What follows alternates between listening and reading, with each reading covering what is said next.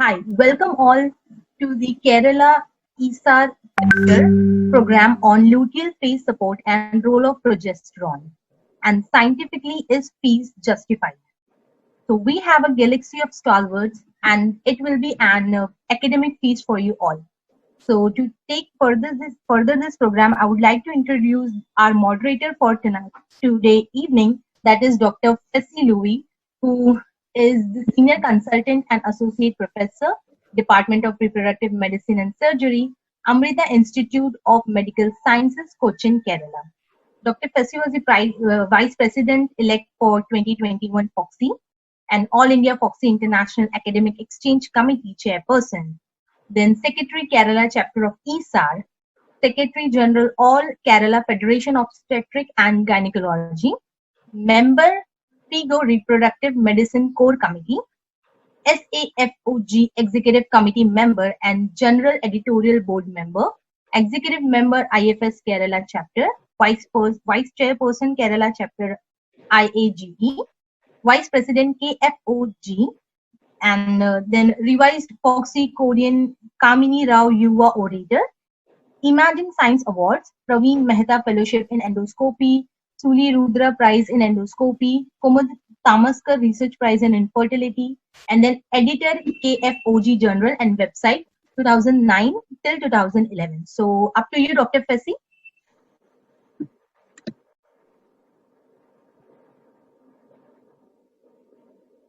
Okay, thank you all of you. So welcome to the first webinar of Kerala chapter of Indian Society for Assisted Reproduction. I think before we start the procedures, let me introduce our chairperson. This is Kerala chapter of ISAR was started in 2012, and Madam is the second chairperson of the Kerala chapter of ISAR. Madam is Dr. Sadi Pillai.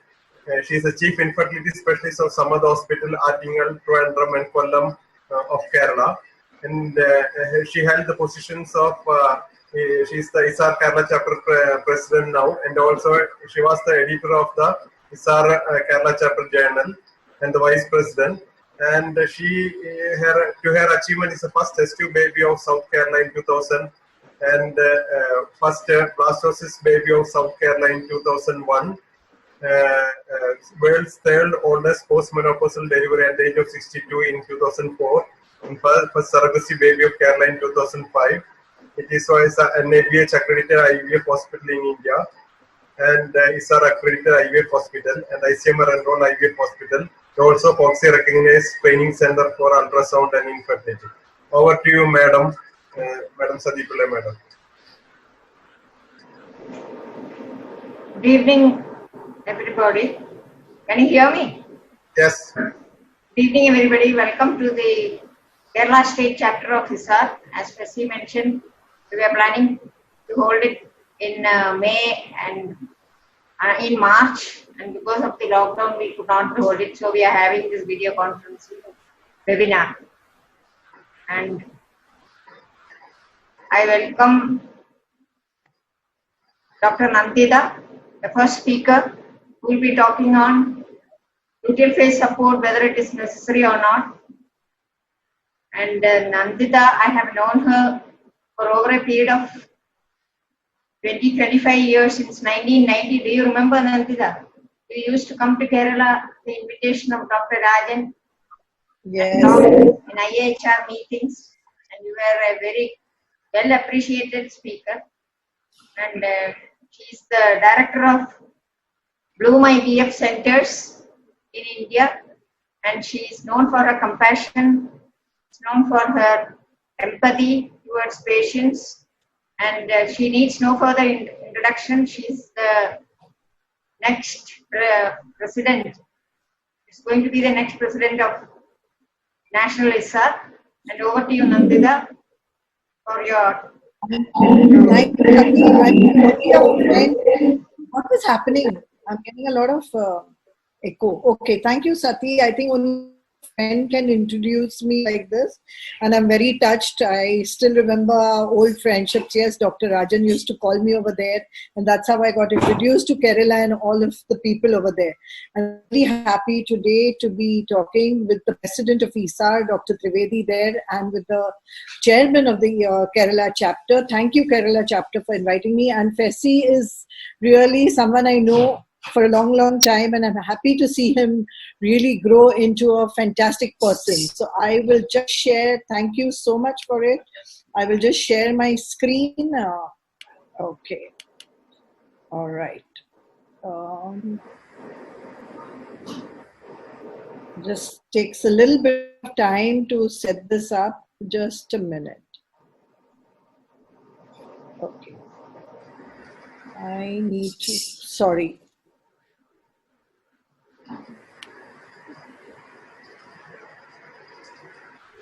Yes. So today what I'm going to talk about is luteal phase support in ART.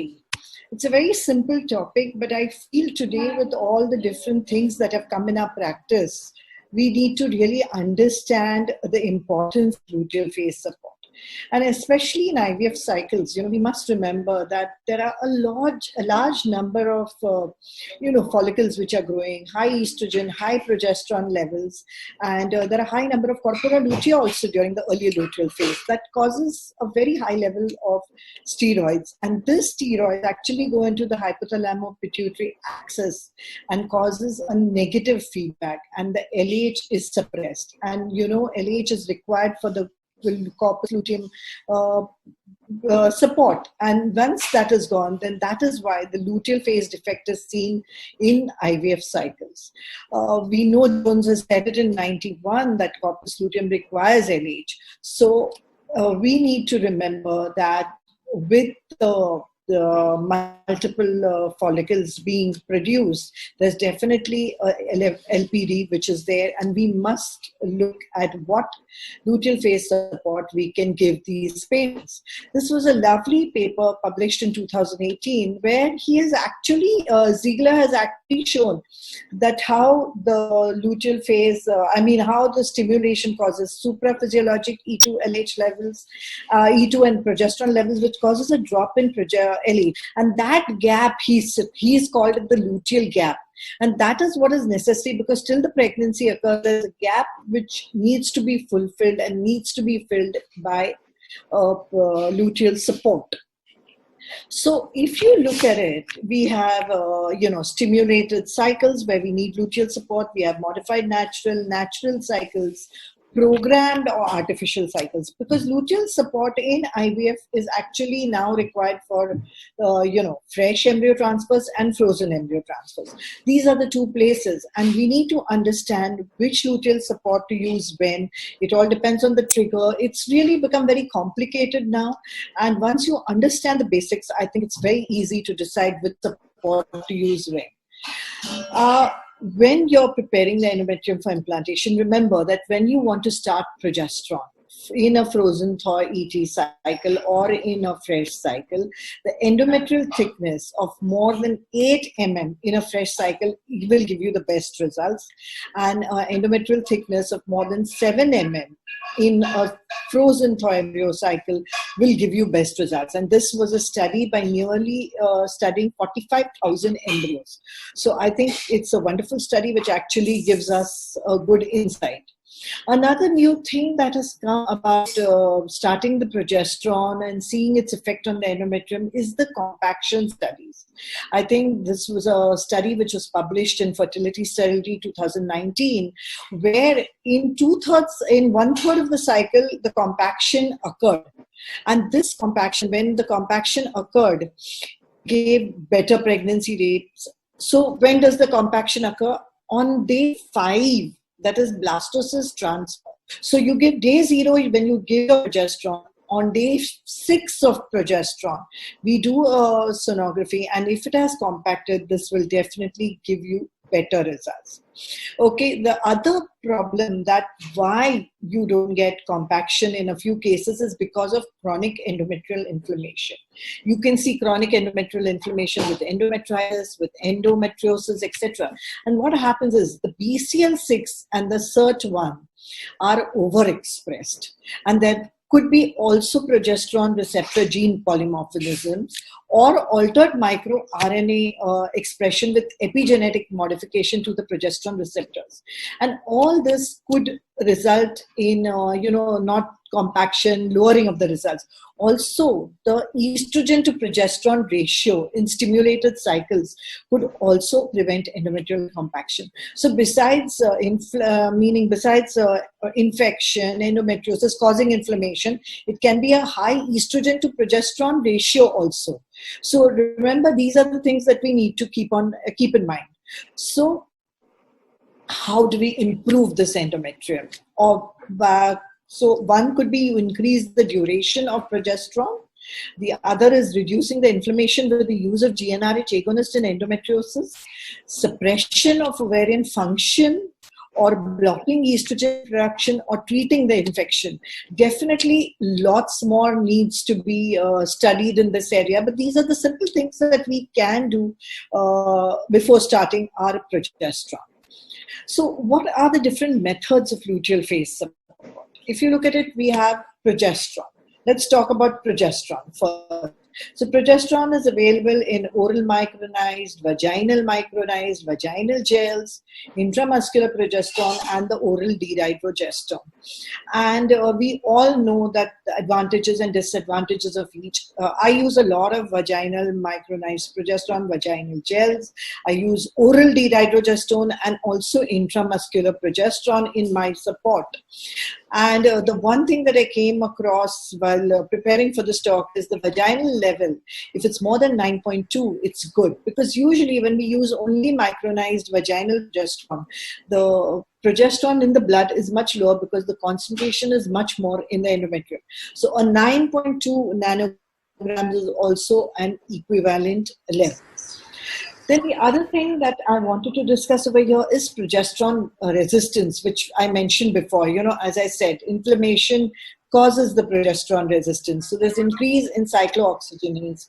It increases the endometrial aromatase expression. And in the endometrial aromatase expression also increases, we know, the estrogen activity. And also the SIRT1 and BCL6, which are both molecular mediators of progesterone resistance. And the endometrium shifts from a more rigid estrogen receptor positive state, which would have had an anti-implantation effect. So, Madam, some problem with that projection. The slide in front of that, something is coming. Some screen is coming. Shall I start it again? I think the in front of the slide, something else is coming. Hello. Once.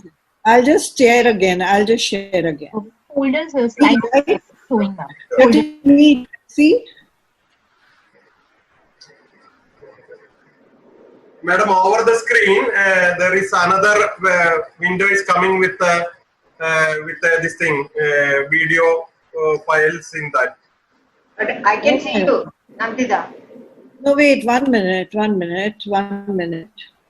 I was seeing the slide quite clearly. That is in this Zoom connection, but in the webinar link, something else is coming over that. One sec. Not in our link, that is in the viewers link. Okay, can I start again now? Okay. No, still something is there over that, I think. I am not sure. Then that must be through the web relay person. No? Yes. See now? Has the slide come? Yes, ma'am. It was a folder slide. Yes. So now can I play it? Yeah. Okay. Are we okay? Yes, ma'am. Okay. So as I said, progesterone resistance means there's a shift to a more estrogen receptor because of this inflammation. So we must remember this. Now, we've used progesterone. Let's shift to estrogen. Estrogen is also used in luteal phase supports. But when is estrogen not to be used? In stimulated cycles with the HCG trigger, you don't need estrogen. So, but if you use an agonist trigger, estrogen has to be used. In an artificially prepared FET cycle, estrogen should be continued. In a natural cycle, estrogen is not required. In a stimulated FET also, it is not required. So the dose that we use is we continue 4 milligrams or 6 milligrams per day till about 8 weeks of gestation. So let me talk about estrogen a little more. There is a debate on the use of estrogen in regular cycles. You know, in a cycle where she's stimulated and given a HCG trigger. So there are lots of studies which say don't use it. 2 trials of Fari and Lukuzak actually said that estrogen increases the pregnancy rate. But the meta-analysis by Van der Linden in the Cochrane one in 2015 showed no beneficial reports also. And remember that corpus luteum, if it's there, it produces both progesterone and estrogen. So in a stimulated cycle where there's a corpus luteum, you don't need to add it. What about HCG in luteal phase support? It's an indirect form of luteal support. It stimulates the ovaries to produce endogenous progesterone, estradiol in stimulated ART cycles. The limitation is that it does cause OHSS, and so it is not used by a lot of people. But there was a beautiful paper by Peter Humayden where he uses the HCG on the day of the pickup. You can give 1500 international units and then repeat it after about 6 days. Or the latest paper which says is daily you can give 100 to 150 international units daily. Absolutely can be used as a luteal phase support in GnRH analog triggers. So this is also a form of luteal support which is being used by some people. GnRH analog came with a bang because this particular Cochrane review by Van der Linden in 2015 said what? That only the natural progesterone or the oral dihydrogesterone and GnRH analog had enough, it had good evidence to show that it's a good support. But somehow or the other, I don't think it has really picked up in popularity, but it can be used because it acts as a luteotrophic agent by stimulation and release of LH and FSH from pituitary. It acts directly on the endometrium also through locally expressed GnRH receptors. So a single injection of 0.1 triptorelin on day 6 after after ovum pickup or leuprolide acetate 1 milligrams 3 days after ET can be used. And some people do are using it. I'm sorry, I don't use it, so I don't have any personal experience. When the progesterone support is used, the duration of the progesterone support is also very important. That is, when do you start it and when do you stop it? I think the starting has been very, very clear. One more thing that I forgot is if you have stimulated cycles, you need to do a serum progesterone level on the day of the oocyte pickup. My cutoff is 1.4 because remember that the 1.4, if it's higher, then the luteal, then the endometrium is affected and the pregnancy rates are much, much lower. So if your progesterone is more than 1.4 in a stimulated cycle on the day of the HCG injection, you should not do transfer that cycle. Now, there were in between a lot of papers about, PCOS patients having different levels of progesterone. But remember one thing, forget all those studies. In PCOS patients, you don't transfer usually. You want to freeze also that you want to prevent OHSS. So in those patients, there's no question of progesterone levels. We need to remember 1.4. Okay, now when do you start it? Obviously, when it's pickup is done, then I normally start on the day of the pickup. The progesterone is started and then the ET is done according to the stage in which the embryo is transferred, day 2, day 3 or day 5. And supposing it's a frozen thaw cycle, then also I time it that way, that I do day 0 and day 3 day 3 embryos are transferred. So 0, 1, 2, 3. 3 will be day 3 transfer, 4, 5 and 6 will be 4, 5 fifth will be the blastocyst transfer. But remember, you have to count day 0. So actually, it's 6 days of progesterone for a blastocyst day 5 transfer. So that is the starting point. There are many studies which say you can start progesterone even on the day of the embryo transfer. It does not affect the pregnancy rate, which is definitely true. But as a principle, I've started the progesterone early, and so I do it. Of course, in certain patients, when we have to transfer and we don't say the time frame is not correct, that we do compromise, but never give the progesterone earlier unless you've done an ERA and it has shown that it's not a receptive endometrium at that period. But otherwise, do not start before, do not give progesterone for a longer period. That's all. Stopping the support. There are lots of people who stop the support once the beta HCG is positive. In our unit, we stop the support anywhere from 9 to 12 weeks. And usually, remember this, that the corpus luteum supports it till about right from implantation till about 10 weeks, and the placenta starts to support from 7 weeks onwards. So 7 to 2 weeks you have the corpus luteum and the placenta secreting your estrogen and progesterone. So ideally anytime between that period should be fine for your luteal support to stop. So estrogen, when I'm adding estrogen, I stop it by 8 to 9 weeks, and progesterone between 10 to 12 weeks. Now we must remember that there is a 10-fold increase in frozen thaw ET cycles, especially the frozen thaw ET cycles. Literally in the SART registry, we've seen a 33% increase in the number of cycles. So in that, we have different kinds of preparation, endometrial preparation. Like it can be an artificial cycle where we give estrogen plus progesterone for the patient and then do the transfer. Natural cycle is where we don't do anything. We watch her natural cycle and then just do the transfer after she has ovulated. Modified natural cycle is where we give an HCG for rupture and then start the luteal support on the day of the embryo transfer. And stimulated cycle, obviously, when she's stimulated, she's given a rupture, and then you do the transfer. Now remember, in programmed cycle, the estrogen and progesterone should be continued. As I said, estrogen till 8 weeks of pregnancy, progesterone till 10 to 12 weeks of pregnancy. And the same principle arises, like as I told you, day 0, day 1, day 2, day 3, day 4, day 5. Keep that in mind, and that's how you transfer depending on the progesterone you start. The natural cycle, once she's ovulated, that is my ovum pickup day. So on that day, I start the progesterone, and then accordingly, I transfer the embryos. Modified natural cycle, again, similarly, the day she ovulates is your day of starting progesterone. And stimulated cycle also, the day she ovulates is the day I start the progesterone. Now, if you see this in a modified natural cycle, the endometrium should be at least 7 mm and more. And remember, what I was just mentioning, Stoop in 2016 said that prolonged progesterone administration before ET may actually lower the pregnancy rate. And ovulation rate is there, 0.7%.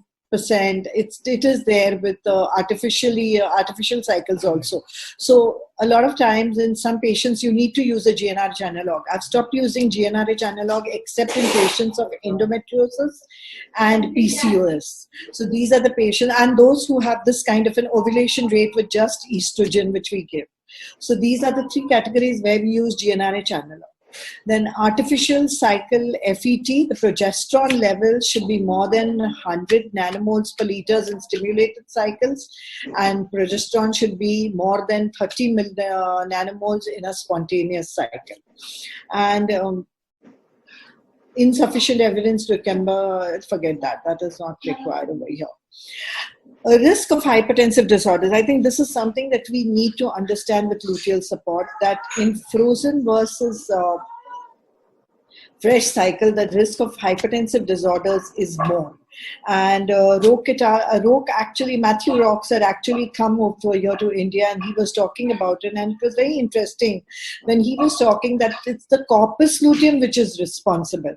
So when we do even a fresh versus frozen, the frozen has a higher rate of hypertension. Why? Because the corpus luteum not only secretes the estrogen and progesterone, but also relaxin, VEGF, and the relaxing substances like angiogenic metabolites of estrogen, and this causes abnormal placentation, and that is why you have a higher rate of hypertension. And that is why probably we need to think about our luteal support and what it does to the pregnancy. So world over, there is a question in the mind of everybody that should we switch over to natural cycle or modified natural cycle so that we don't have the incidence of PIH in our patients of frozen thyroid. So I think this is something that we need to think about when we are thinking of luteal support. So finally, I would like to end by saying LPD is a well-known iatrogenic phenomenon which we know which occurs with IVF, and it's classically provided by exogenous progesterone, HCG, and GnRH analog. And estrogen should be added in those cases where it's needed. And also in FET, the endometrial changes necessary for implantation and early pregnancy are totally dependent upon exogenous progesterone supplementation, and that is why progesterone is a very, very important part of our treatments of IVF and to get good results. So I hope I threw some different light onto progesterone support in pregnancy, the LPS and the LPD. Thank you once again, Kerala chapter, for inviting me for this symposium.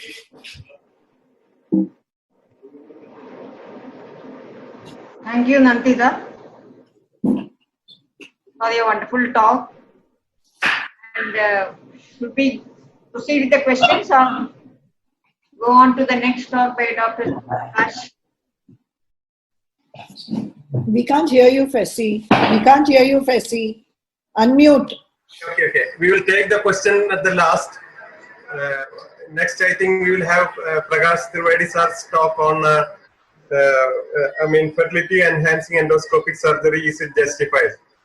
Sir doesn't need any introduction. He is the president of ISAR, and he's, I think he was the president of FOXY, and he was the president of IAG, and he is a common presence in all the laparoscopy conferences till date.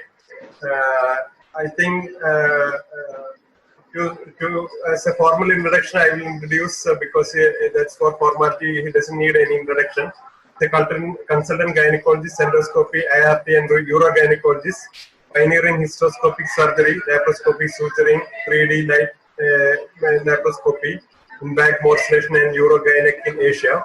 He's a director of Trivedi's Total Healthcare Private Limited and Angar IVF Center Gynec Endoscopic of Ford's Mullen Mumbai Hospital. As I told, he was past president of IAG, FOXY, and he's at present our president of Indian Society of Assisted Reproduction. And he was scientific chair of AAGL in India in 2016 and 2020, Figure Endoscopy Committee 2015 to 18, and AFOG Endoscopy Committee chairperson at present. And outstanding achievements are MD Gold Medalist from Bombay University, Indo-American Award for Professional Excellence, received Young Scientist Award way back in 1995 for hysteroscopic TCRE, and Senior Scientific Award 2005 in SUA tape. Received Health Minister Award for research for fibroid and infertility, and AAGL New Research Breakthrough in back morcellation for fibroid in 2019. His hospital is recognized as Maharashtra University for training postdoctoral fellowship course in minimal access surgery. And he has published a number of books, including international books. I think we are today privileged to have the present and coming ISAR presidents to enlighten us in this common topic, which we thought not only the infertility specialists or the routine practicing gynecologists will be interested. And I think I request all of you to type your questions, start typing that, so that at the end of this session we will have a very active, interactive session with this two famous personalities or eminent, infertility specialists of India. Over to you, Progestrones, sir. Thank you very much, Presi and Dr. Sati Pillai and Nandita. It's a pleasure to talk for Kerala chapter. I remember I had come there to install the Kerala chapter. I will straight away go to the subject. I am sharing the screen.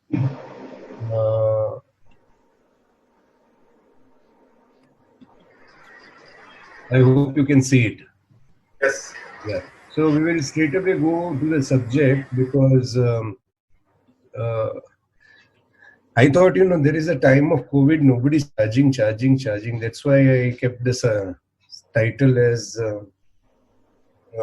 are fees justifiable in current time. Of course, we didn't mean the other type of fees. We meant fertility enhancing in endoscopic surgery in infertility and ART. You have to remember that extremes are very easy. You can be core endoscopy, you can be core ART, you can be core obstetrician, you can be core gynec. But you need balance. So you can be sometimes stubborn to achieve a goal, but you be flexible with the methods in which. Because sometimes, for example, when you have a patient of endometriosis, you forget her infertility and vice versa. So it should not actually take place. Basically, a procedure like ovarian drilling, which was done so many, I remember 2,500 to 3,000 we must have done. Now, boon or bane, almost this is hardly done because of obvious reason, because gonadotropin can give equal results. There were some papers suggesting the possibility of ovarian failure by Dabira Shrafi. However, the important take-home message is the meta-analysis which was published in 2011 clearly shows that there is high cancellation rate, OHSS, multiple pregnancy, and low fertilization in PCOS. So especially in thin lean PCO or certain selected PCO, especially when they had previous OHSS of multiple pregnancy, in those patients you can consider occasionally to do PCO drill. Abdel Gadir clearly point out that if you use gonadotropin, you get same pregnancy rate, but persistent LH leads to 28% abortion compared to a drill patient. And for anybody who had put PCO into dustbin and Balian had consistently 9 first trimester pregnancy loss. IVF with 6 OHSS, admission, blighted ovum 3 times, etc. After some time, she really got fed up and she just did an ovarian drill and left on herself. She had a spontaneous pregnancy and she delivered at 30 weeks. So you have to understand that any procedure may come, may go, but you have to utilize and use your wisdom. Another true simple situation, we all get dermoid, and a cyst. Now, all of us are aware that dermoid doesn't cause any fertility issues. So you have to explain to the patient that though it is known as an immature teratoma, it doesn't cause any fertility issue. But at the same time, you have to understand what's playing in their mind. Sometimes they have been told it's a tumor if you remove, if you don't remove, because very often a good laparoscopic surgeon refuses a surgery and she goes into a friendly neighborhood and gets an open surgery done. So you have to inform them that it doesn't come in the way of fertility and removal is definitely not compulsory or not necessary. Obviously, in a country like India, you will have patients wherein there will be tubal block, there will be patients of hydrosalpinx. It is quite clear that a good laparoscopic surgeon can do, and there are plenty of good laparoscopic surgeons in India, so there is no shortage. Kerala itself is proud of many good endoscopic surgeons. India probably produced the greatest of the vaginal surgeon, greatest of the laparoscopic surgeon, and few of the best ART specialists. Now, when salpingectomy was done, it was found that the cumulative pregnancy rate was 43% after ART, and ongoing was 38%. There are a lot of people who sometimes clip, and it was observed that if you just do aspiration, because a lot of time people feel, why not aspirate? Once you've aspirated, you have a pregnancy rate which can be around 30% if there is no rapid refilling of the hydrosalpinx. Because very often when you start the stimulation protocol, even the hydrosalpinx starts having, because of gonadotropin, fluid collection. So if reaccumulation takes place, then the pregnancy rates really drop down.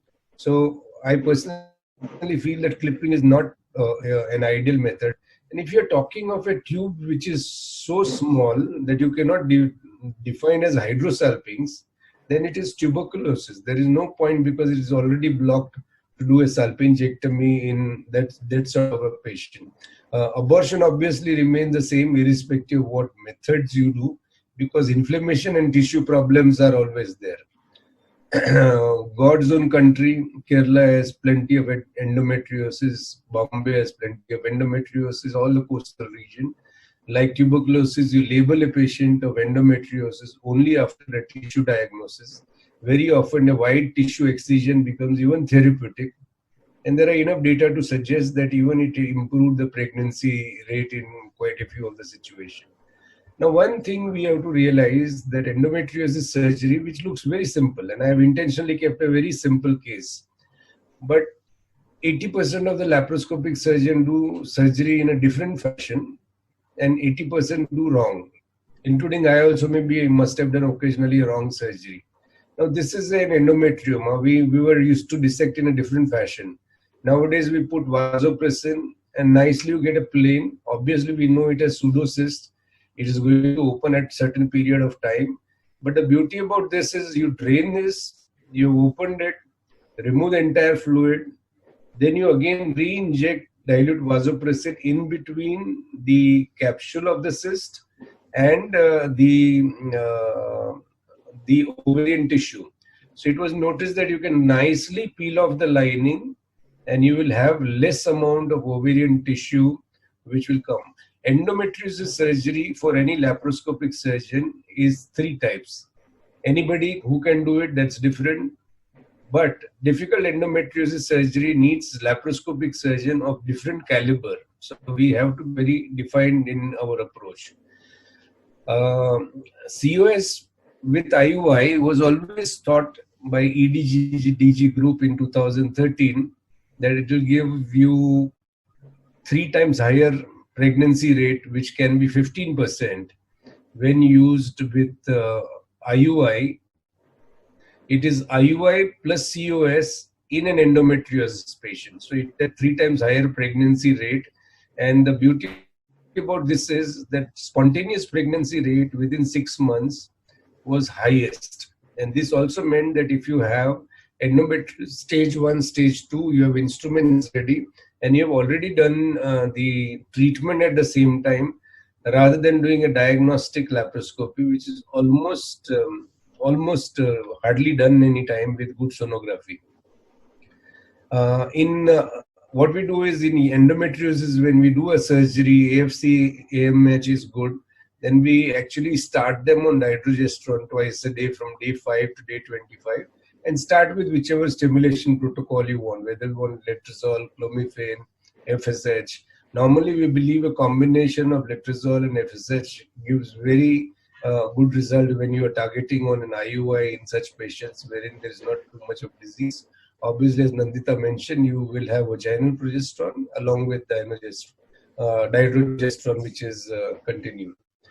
The endometriosis guideline group, as we call it as EGDG group, again clearly mentions that in 1 and 2, operative laparoscopy increased pregnancy rate than just doing diagnostic. Obviously, it's very clear that hormonal treatment, OC or progesterone, prior to endometriosis has no benefit of whatsoever nature in infertility outcome. Excision of endometriotic capsule definitely gives you less recurrence and better spontaneous pregnancy rate. Even in advanced endometriosis, grade 3, grade 4, if we have a good operative laparoscopic surgery, there were 23 to 24% pregnancy which was spontaneous, and if supported by ART, it definitely improved. However, repeat surgery is condemned and should be not done because it reduces the stimulation protocol. Now, in ART, I will not go into details of the stimulation protocol because all ART experts are there, but you will obviously depend on more than 35, less than 35, whether AMH, AFC is good. Again, in this detail, I will not go because focus is on fertility enhancing. Only one important thing, as Nandita mentioned, that she prefers long protocol, and it's found that you get better M2 oocytes with a long protocol in patients of endometriosis when taken up for ART. This is the longest study, the Italian study, 11 years follow-up, equal number of level 1, 2, and grade stage 3, 4 endometriosis surgery done. After surgery, pregnancy rate was 37.4%. The importance, if you see in the third line, when pregnancy rate was 35% and 64%, if laparoscopic surgery in advanced cases was followed by IVF, which means that after you do the immunological situation and so many other things improve and then do an ART, then it will give you much better pregnancy rate. Spontaneous conception remains 23%. Overall abortions will continue to be 15%. However, the pregnancy rate drops after 35 years and 1 year after surgery. This was a patient which we had when she came. She was unmarried and she had 20 weeks bilateral endometrioma. Now she came 4 years after pregnancy. So we did this minimum, the Donet's concept of minimum, create a window and bipolar, and we put her on dihydrogesterone and in stimulation because she could not come for IUI or any other treatment. With 4 to 7 million husband count, she had spontaneous pregnancy more than 9-10 years back, and then she had another pregnancy. So you have to justify surgery and what sort of treatment you would like to give. There is hardly any debate that if you see something in the cavity, whether it's a fibroid, whether it's a polyp which is blocking, whether there are multiple polyps, you will preferably remove it. This looks like tuberculosis, but for information of people who are watching, this is miliary metastasis. This was a case of CA. So you have to understand that hysteroscopy has its own role depending on what's the sonography finding, what's your interpretation, and for many people who do some HSG wherein there is some filling defect.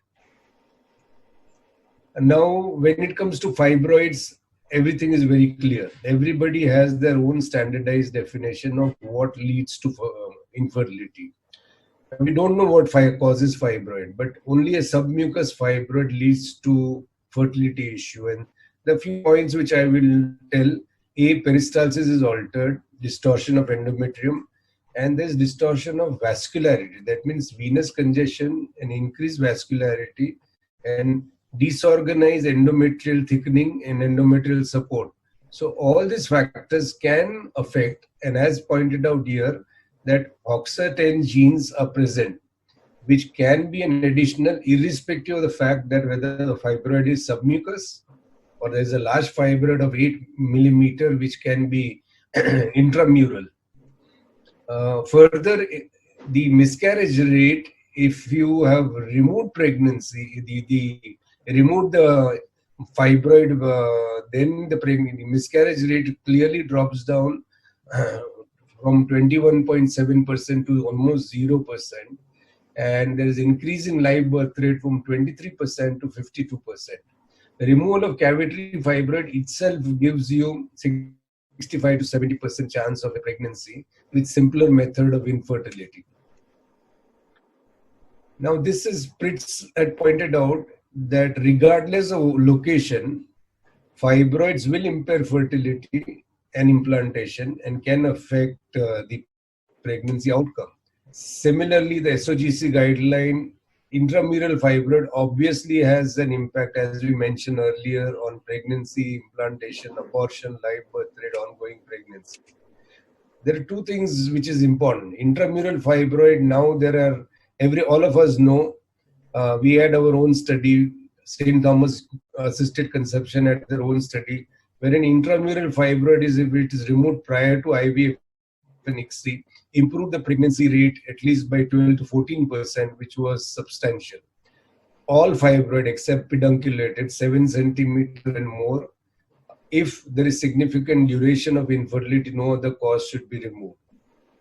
Most important is Sunkara at 6,087 IVF cycle with non-cavity distorting fibroid, and it clearly showed that there was reduction in pregnancy rate if they were kept, and of cumulative pregnancy and pregnancy removed after the removal of fibroid. There are many factors, like we found prolactin which is raised, aromatase which is raised inside the fibroid. So there are many fibroid which can lead to infertility, apart from cavitary distortion, location of the fibroid, vascularity, peristalsis, then whether it's towards the cornu, number may not matter. Occasionally you have 1 centimeter, there may be too many 3 4 centimeter. A previous abortion, according to us, a raised prolactin is definitely an indication. So in current times, I've intentionally not gone too much into the technicalities of how to do a lap myomectomy.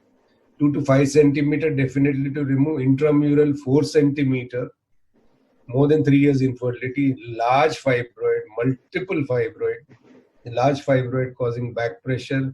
We had a gynec herself who had a large cervical fibroid for which she had cesarean done, and we had to do the removal of that fibroid. Abortion, oocyte recipient, it is very surprising that when you remove a fibroid of significant size, the pregnancy rate jumped to 50%. And prolactin is produced by the fibroid, and it has 3 times higher level of aromatase. This was the comparative study between our center and St. Thomas, wherein intramural fibroid removal definitely benefited the pregnancy. I will intentionally not go into the technicality of myomectomy surgery. Probably the greatest of the laparoscopic myomectomy surgeons are there in India, greatest people in doing large fibroid removal, suturing, etc. Uterine artery clipping, please remember, it doesn't affect fertility, because this was a patient who conceived within 3 months, which was a patient of hemoglobin D, wherein we didn't have much blood loss. She came just the other day after having a child who is around, the child is around now 4 to 5 years, and now she's got again a fibroid. There were some studies which suggested that clipping, and this is not strangulating, so you're not totally taking away the blood supply, but it should be done in selected cases and not all cases. So you should have criteria when you clip, and we have a slip knot which you can tie, and then again straight away you can remove it. Coming to the closing part, office hysteroscopy has become like a window inside the uterine cavity. Though miniaturization has led to certain limitations in, at least abroad, they are very happy because they want pathology of their choice, fibroid of their choice, polyps of their choice. Fessi is a very good hysteroscopist, and this office hysteroscopy with available of the Bitoki system and many new things, you can do almost without any anesthesia. You can just have no speculum, nothing to hold. You can go inside, identify polyp, you can cut the polyp and then gradually take it out. Hysteroscopy is now becoming an integral part of infertility practice. Chronic endometritis and plenty of other things are done. And slowly in India, a lot of people are moving into office hysteroscopy. This is a septum which is incised. You can nicely incise. Many patients in India are not necessarily accustomed to procedure without anesthesia. But you may have a little slight anesthesia or total IV anesthesia. Still, you can go ahead and do an office hysteroscopy, and you really don't need any dilatation, and it leads to minimum trauma. So you can identify polyp, you can identify fibroid, you have Gubini scope available nowadays, you have smaller resectoscopes available, so you can take out fibroids, you can take out polyps. Now, one of the biggest challenge for people is always an intrauterine adhesion. And intrauterine adhesion, I think the festival, remember when Dr. Rajan used to be there, we used to come there regularly, Dr. Paul used to be there, Hafiz used to be there, and we used to have worst of the adhesions. And that time we used to always tell that we take fees, means we take charges in an intrauterine surgery for not perforating the uterus. Now, when you go to office hysteroscopy, it's too many steps ahead because you can follow the crypts. Only a little difficulty people will get because what we used to have the cable anteriorly, the cable now goes posteriorly. So instrumentation changes, so you can go inside and you can nicely do an adhesiolysis. One important thing which was in AHL was that it doesn't replicate, creating a cavity, but it doesn't replicate in the number of pregnancies. So cavity, as I told you, polyps, depending on situation, can have different pregnancy rate, 41% to 12%. Intrauterine adhesions, as I told you, though you can get a good cavity, septum, of course, secondary infertility after delivery, uterus is a fibrotic structure. So septum can have incision. Septum and PCO is a triad which we had introduced in 1995, which can be considered. Proximal tubal obstruction really is useful surgery. And outcome, you have to decide whether any energy is necessary, skill is necessary, or I'll not go into detail of proximal tubal obstruction, but these are the patients. I think the FESI is aware, Madam Sati Pillai is aware. There's so many patients who conceive with proximal tubal obstruction with Cook's Novi Scout catheter. And the best part is it's cost effective. And if she's pregnant once, she can become pregnant again. Coming to intrauterine adhesion, I will not go too much into details. But this was when resectoscope, this was a patient with absent uterus, but it had only a central band. And once we went inside, there was a normal cavity. So plenty of things can be done with hysteroscope and endoscopic surgery. This is the last film when you can have occasionally, this was a loop which was broken. This is a bone inside the uterine cavity. And this was an infertile patient. Incidentally, she had a copper T.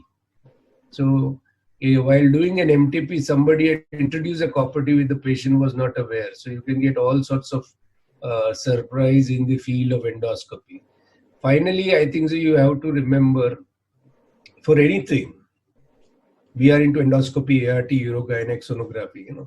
You have to understand what you will do. You will do what you love, or you will love whatever you have been doing. So you have to remember that if you are intelligent, that you will try your level best to do whatever you are at good, whatever you are good at. But if you hear Sadhguru, it is very clear a genius does exactly what the patient needs and for the patient's safety. So fertility enhancing surgery is a very essential compartment, what to do, when to do, and when not to do. Always it's a pleasure to talk for Kerala ISAR chapter, and I am extremely proud that ISAR in the center and all the chapters probably is doing the maximum education during this time, and it's a great service to everybody available actually at the doorstep, which is our theme. Thank you very much.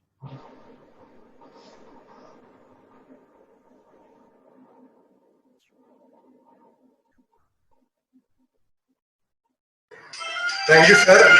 Thank you, sir. I think Sati madam.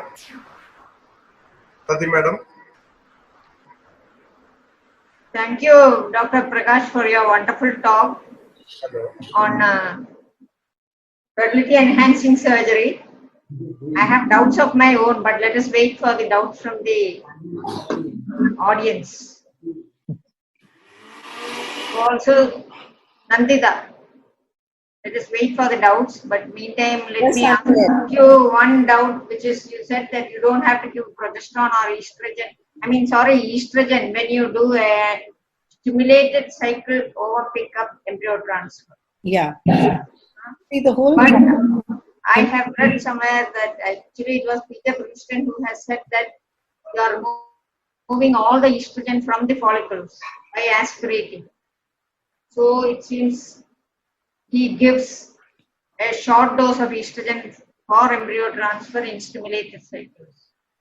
Okay, see, the evidence so far is that estrogen is not required in stimulated cycles. Even if you do pick up and remove all the eggs and everything, the estrogen is already secreted by the eggs. It's already at a supraphysiological level. Okay, so estrogen is not required. It's required only in frozen thaw ET cycles and also in the places where GnRH analog causes luteolysis. Okay. Madam, I have a question that is little difficult question, I think. For your patients and IVF, which is the progesterone route you prefer, whether it is intramuscular, oil-based, aqueous-based, or vaginal progesterone? I use vaginal progesterone generally, and every third day I use intramuscular oil-based injections. But we've also started using oral dihydrogesterone. Alone, oral dihydrogesterone alone or along with that other? Oral dihydrogesterone with intramuscular. Anyone which I use micronized, we use gel also, but we use every third day intramuscular injection, the oily injection, the injection in oil. Okay. Prakash sir, one question to you. Sir, regarding the hysteroscopic procedure, you still use glycine, or you use switched over to the saline with bipolar system? Yeah, I think that's a very good question. See, we picked up this from our friendly neighborhood, that's the urologist. They used to do TUR. So people like me, Nozer Sharier and all are still very comfortable using glycine and monopolar. There is absolutely no problem as far as resectoscopic surgery is concerned. As far as bipolar is concerned, there is no debate that bipolar and other media, which are electrolyte media, looks to be safe. But there are at least 4 cases which we had. Obviously, you have glycine toxicity. There are increasing reports. In fact, in one of the conferences in Pune, when Bitoke himself was doing, there was one patient who went into pulmonary edema. The reason is, when you're using excess amount of, say for example, saline, and you are thinking that it really is not going to cause any problem, and it's going in a significant proportion, it is noticed by me, it was noticed by even Vinit Mishra in Ahmedabad, it was noticed by many people in foreign, wherein you get relative hypokalemia and there is frothing. So we had, I have bipolar, we are using bipolar, and because what happens is, when we are using glycine, when you make a cut, the blood doesn't mix with the fluid. When you're doing the same thing with bipolar, everything mixes with the fluid. So your speed changes.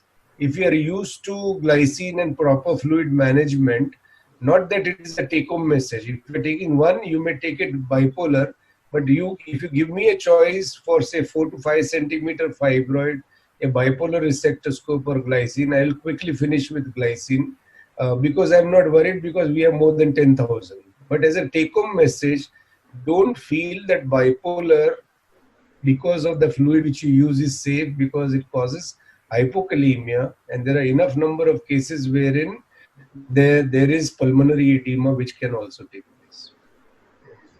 I totally agree with Trivedi, because we've had cases like that also. So if your surgery is short and sweet, I think it works very well. But if it goes on for a longer period, you must be aware of this. Okay, now we have questions coming. I think first I will read one question, then Madam has got another set of questions. Dr. P.S. Kamala has written that same thing, superiority of which type of progesterone, and progesterone over HCG in luteal phase, any role of dihydrogesterone, and which would you prefer? That is same question. Kamala has asked. Progesterone, micronized, vaginal gel, all of them have equal results. So no problem. HCG is something which I don't use at all because in our country we don't have micro doses of HCG available because of OHSS and all these problems. And then in FET cycles, when you're doing frozen thaw ET, we are doing artificial cycles. So there's no corpus luteum to use HCG for. So personally, I don't use HCG. HCG has to be used very carefully, or you use it as 100 international units daily if you can titrate the dose. You know, the recombinant pen, I don't know if you can titrate in that. Madam, do you have any questions to ask that? Please unmute before. Unmute. No, I am not getting any questions. Yeah, but I have a question of my own. Dr. Trivedi, you were telling that aspiration of the hydrosalpinx. Can you hear me? Yeah, I can hear you very well. Aspiration of the hydrosalpinx will cause refilling. But can't you do it 2 or 3 days before the embryo transfer so that you don't give enough time for it to fill? In cases of frozen pelvis, there's a previous history of surgery which says that you cannot see any of the pelvic organs. Yeah, that's a good question, madam. I will just tell you. See, when hydrosalpinx, salpingectomy was considered, it was considered for what? It was considered for the toxic fluid and the inflammation it has caused around. Now, when you just clip it, for example, if you have just clipped it, it really doesn't work. So when you have clipped it, when you're doing stimulation, as you rightly pointed out, it was 2 to 3 days prior to your ovum pickup, wherein you have done the aspiration, which means already there is hydrosalpinx, there is already toxic substance which is there inside. You can easily aspirate the hydrosalpinx, but whatever it may have an effect on the ovary, it's a cumulative effect of inflammation and fluid. So what I was trying to suggest is that if we have a hydrosalpinx which is filled or it's going to be filled, when it is removed, when you give stimulation, you are really not worried, so that you have to do a aspiration few days before ovum pickup, which can be totally avoided. Frozen pelvis, I agree. And that is what I was trying to tell. A patient of hydrosalpinx, nobody can prevent that patient to get tuberculosis. So basically, whenever you have a patient wherein you have a typical hydrosalpinx, largely gonococcal or chlamydial infection, when you have infection wherein the hydrosalpinx have actually become small, thickened tube. So there is no dangerous fluid which is coming because endolymphatic is already damaged. So in those situations, there may not be, but normally I think so Nandita is also here. 7th or 8th day of stimulation or 9th day, you will do an aspiration of hydrosalpinx and then do a pickup. It is always better that you finish that job and you have a clean, neat case to have much better oocyte and no effect of the toxic fluid and also the inflammation of the disease. Thank you. There is one question. What is the role of hysteroscopic morcellators? Because a few companies have brought with hysteroscopic morcellators. What is the personal experience with hysteroscopic morcellator? I think so. That's a very good question. See, we had the AAGL event. You attended, Nandita attended, everybody attended. And I had kept 4.5 centimeter fibroid, one for Bitoki, one for Bigatti. So I was very happy that I'm having histro hands-on training workshop and all. So Bitoki came in and he told, no. Guidelines, international guidelines, this, that, etc. and all. So I told there's no problem. I told Bitoki, you please criticize what I'm doing. So I went ahead. We have been doing from 1990 to 93. I went and resected the entire thing with glycine. Everything was fine. Bigatti, who has designed the shaver, he was a little bit more interested. He told me, what you do is the other one, you do halfway, then I will take over. So they want a fibroid which is 2 centimeters. So in India, you cannot get a pathology which is 2.5 centimeters. So when I did halfway, I told Bigatti, come over. So Bigatti, he almost ran away as if I am pointing gun to him. Well, no, you finish. Now, if you remember my movement, what is a morcellator, the action looks, Nandita, this is very important. It looks like this. You know, a small little bite which is taken. So it's like a small little rat which is morcellating the tissue. See, you can't have pathology which are only 2.5 centimeter. Yeah. It is good use of using a morcellator, but you know, which person morcellates a prostate? So what happens in gynec, there is a good fascination. I'm very happy with people who have designed. For demonstration, we do use, because the only good part about that morcellation is it sucks the tissue. So you don't have that nuisance, but you need smaller one. And then again, you have to invest, which otherwise you would have removed with a smaller loop. Now, Gubini, we have Gubini without even actually in office hysteroscopy setup. You can take out the fibroids easily. So personally, if you ask me, if given free to me, I will do morcellation with Bugatti shaver or something. But if I have to purchase, I will definitely not purchase. Fessy, you can add a comment yourself also. Actually, the cost is very high and it cannot be incorporated into any other hysteroscope. So unless you, a full system costs nearly 30 lakhs. That is the one problem with hysteroscopic morcellator. Not cost effective. Not cost effective. And if you have a big institute with that hysteroscopic morcellator, we can use it. Otherwise, just to buy for yourself, it is very difficult. And now we have one question from Dr. Chukwinke. That means, I think it's an African name. Is there any benefit for adding intramuscular progesterone or dydrogesterone to vaginal luteal phase support for fresh cycles or in FET or FET thaw cycles? I think doctor is from Africa. Yeah. Hi, we are happy to see a lot of people from abroad also come in. I add dihydrogesterone to my protocol with intramuscular and micronized if my serum progesterone levels are very low. But as I said today in the slide, that 9.2 is the progesterone level that we need with only micronized. So I think, but since I use intramuscular also, so if it's less than 20, that's when I add dihydrogesterone to my patients. Also, sometimes when they have spotting or something, then they don't like to take vaginal. Then I switch over to oral dihydrogesterone. One thing I want to add is that when we use vaginal progesterone alone, what we see is that if the patient is not pregnant, sometimes they will get spotting. When we use intramuscular, that doesn't happen. That means the blood level may be different, and the efficacy is little better with intramuscular. I feel, especially if your patient is not compliant or not used to it, not the city population, that the rural population or the small town people who are not using. Yes, Fessy, can I add a comment? Fessy? Yes, madam. Yeah. Now, I and Nandita were together for this progesterone session. We have to understand a lot was talked about dydrogesterone, which was introduced for endometriosis. So initially, what was the immune modulator? So immunological modulator, and then B.N. Chakravarti used purely as a support, and then many other things. So I think so when we are looking at support of an embryo, we are looking at progestational value and immunological value. So dihydrogesterone has much higher immunomodulation value than only progestational value.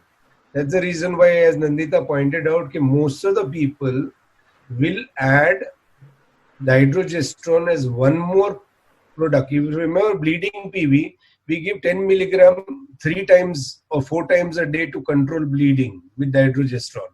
So basically, a lot of people do prefer either a vaginal micronized progesterone, a single tablet oral of 300 microgram, and add dihydrogesterone. So I think so you're taking benefit of the progesterone support and also the immunomodulation and other benefits which progesterone support through dihydrogesterone can add.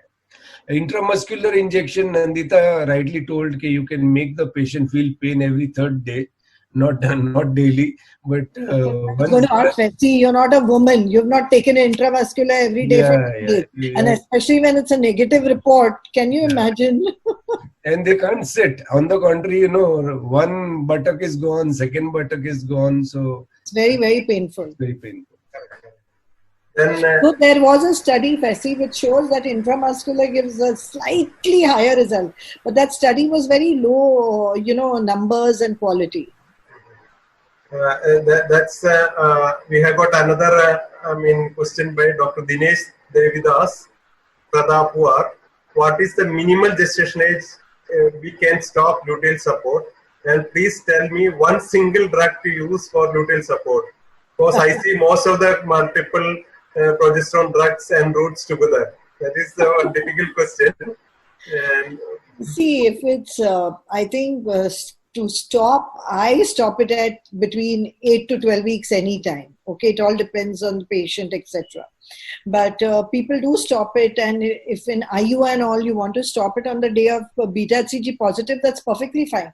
But I think even for the patient, it becomes a kind of a placebo. And as Dr. Trivedi said, immunomodulation is there in all progesterones. It's definitely more pronounced in D-dihydrogesterone. So that can be used to support the pregnancy, especially those who are infertile. I think it can be used to support the pregnancy. And only one product, I think any one product you can use. You can use only oral or you can use only micronized, whatever your patient is compliant with. See, a lot of patients prefer oral. A lot of patients prefer vaginal. So you can use either or to do it. But in IVF, when you want, progesterone levels are important for implantation. That's why I have been using it for 25 years now, the micronized with the combination of intramuscular. So I don't want to change. See, the intramuscular injection was reduced because of pain. Oral tablets, the problem was actual absorption and actual level of progesterone at endometrium level. So vaginal progesterone or a larger dose of oral tablet becomes one single thing which you can give. And dihydrogesterone you're not giving as a progesterone, you're only having immunomodulator. And that was a very good answer I got in current ISAR conference, that you continue all these things till your NT scan.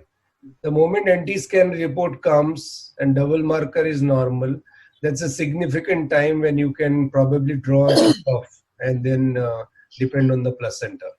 But a lot of people continue drug. I have continued dihydrogesterone till 18 weeks also, because there are studies which go even beyond. so will you abruptly stop that or stop the vaginal progesterone and then continue dihydrogesterone for a few more weeks, or abruptly stop? Abruptly stop. It doesn't matter. The placenta is producing enough. Yours is like a micro droplet in that placenta production. See, that's important. See, if I'm using a vaginal progesterone, I don't believe too much in injections, and gels sometimes really become very jelly. So when you're giving vaginal and plus dihydrogesterone, so the first one which goes off is the vaginal progesterone, and the dihydrogesterone continues, say, twice a day till a significant period of time. So though there is a lesser progestational effect, you also have, see, a lot of abortions do take place at different time, and you really don't know what exactly works. But as Nandita pointed out, there is no magic wand that IM is the greatest, or dihydrogesterone is the greatest, or vaginal micronized is the greatest. There is no ideal. That's why so many things are being tried. If I see, even what Dr. Trivedi is talking about is, in cases of twins, in cases of where there's preterm abortion in the second trimester, the progesterone actually acts as preventive. It relaxes the uterus. So that way, in those kind of conditions, progesterone actually can be, continued right till term. So multiple pregnancy, etc., or short cervix is something where I would think of continuing the oral dihydrogesterone, or nowadays you use the HPC, weekly HPC injection of 250 milligrams. Howard Cup clearly has lots of study wherein dihydrogesterone is continued for longer period of time. And the last one which was going on was even going till even third trimester, but that study is not published. The same question is the next. That is Dr. Sayali Madhav to Madam. Can progesterone be continued till further in twin pregnancies? That That is is 34 weeks to prevent preterm labor. That is the rule. Otherwise, no other rule. one. Dr. Dinesh is asking, Prakash sir, intracavity fibroid of more than 6 centimeters. How should be the approach for myomectomy? Yeah, I think that there's a nice and a practical question. You have an intracavitary fibroid of 6 centimeter, and if the patient is anemic, then this patient you give a depot preparation, give her FCM builder up, the size will reduce, and you tell her that you may remove. You tell that you may remove in 2 sitting. So you resect. What I normally do, once certain amount of fluid is gone excess, I mean not excess means not 1,000 or something, even when it is 800, 900 ml, my assistant is telling me that, so at that period of time, I stop the procedure, the anesthetist give diuretic, we wait for 10 minutes or 12 minutes, and then go in again, because the effect of fluid overload is reduced. When you go there, the fibroid is almost sitting outside. That is number one. Now, if you have proper hemoglobin, all other parameters normal, say 7 centimeter fibroid, let's increase 6 to 7 centimeter, then there are a lot of laparoscopic person who do believe that they would not mind to do a laparoscopic removal of fibroid because it is not distorting. And I think so PG Paul himself had wherein laparoscopically trying to remove one, then he found number of fibroids which were there inside the cavity. So 7 centimeter, patient doesn't want to wait, then hysteroscopy is not first treatment of choice. 6 centimeter, give her a depot, reduce the size, and then suggest her a 2-stage procedure, which you can make it 2-stage at the same time, waiting for 10-15 minutes in the operation theatre. Next question is that, sir only, hydrosalpinx with frozen pelvis, can we do coronal occlusion hysteroscopic? I have seen some videos by Dr. Anuradha Shivale. Yeah, I think so. That's again a good question. Now, it is a frozen pelvis. If the diagnosis is on HSG, there is hydrosalpinx. Very often, as Dr. Sati Pillai also was telling, frozen pelvis, the tubes are shrunken. They are not necessarily hydrosalpinx.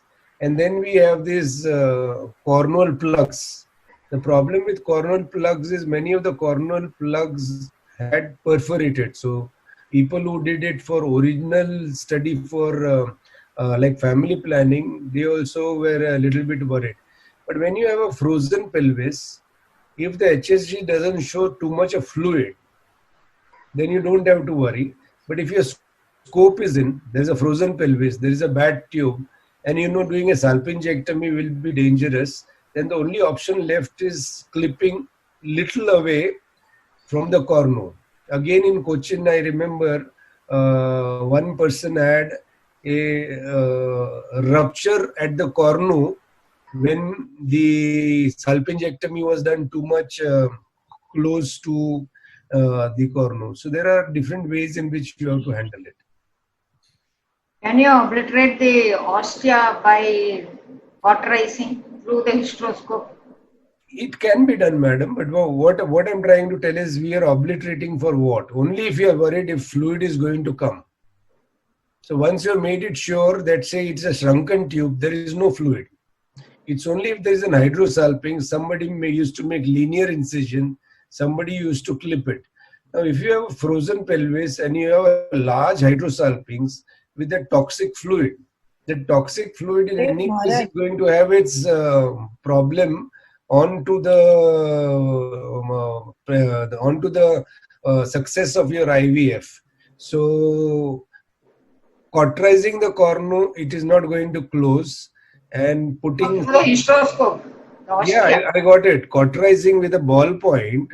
We did so many TCREs, so it doesn't actually occlude the cornu. It just damages the cornu. It doesn't necessarily occlude.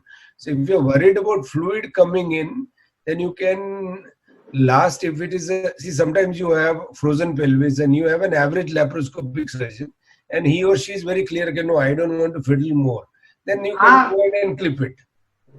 Manual plugs, are they available in India?